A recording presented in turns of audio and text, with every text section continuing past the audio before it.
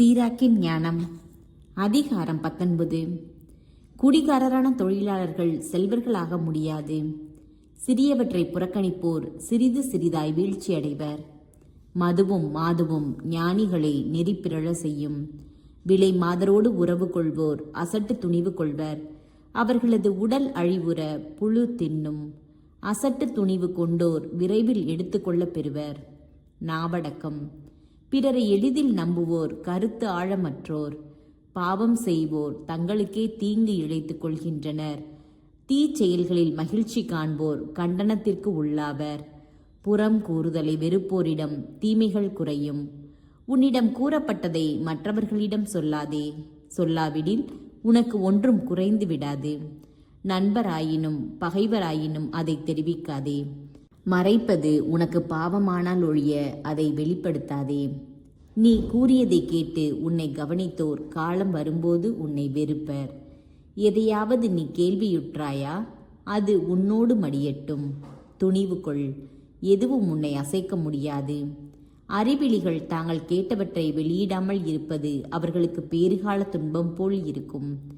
தொடையில் அம்பு ஆழமாய் பாயும். அதுபோல புரளி அறிவிலிகளின் உள்ளத்தில் உறுத்தும். கேட்பதையெல்லாம் நம்பாதே. உன் நண்பர்களை கேட்டுப்பார். ஒருவேளை அவர்கள் ஒன்றும் செய்யாதிருக்கலாம். ஒரு கால் அதை செய்திருந்தாலும் இனிமேலாவது செய்யாதிருப்பார்கள். அடுத்திருப்பவர்களை கேட்டுப்பார். ஒருவேளை அவர்கள் ஒன்றும் சொல்லாதிருக்கலாம். ஒரு கால் அவற்றை சொல்லியிருந்தாலும் மறுமுறை சொல்லாது விட்டு விடுவார்கள். உன் நண்பர்களை கேட்டுப்பார். நீ கேள்விப்பட்டது பொதுவாக அவதூறாக இருக்கும். எனவே கேட்பதையெல்லாம் நம்பிவிடாதே. அறியாது சிலர் தவறலாம்.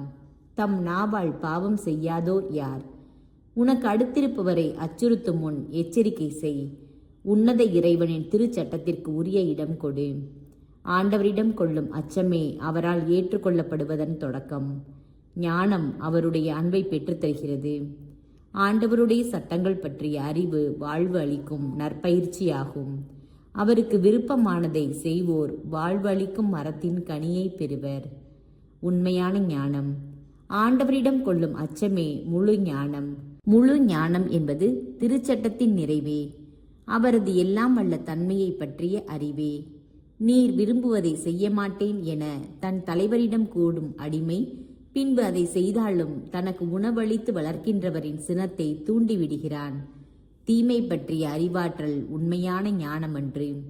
பாவிகளின் அறிவுரையில் அறிவு திறன் இல்லை. அருவருக்கத்தக்க அறிவுடைமையும் உண்டு.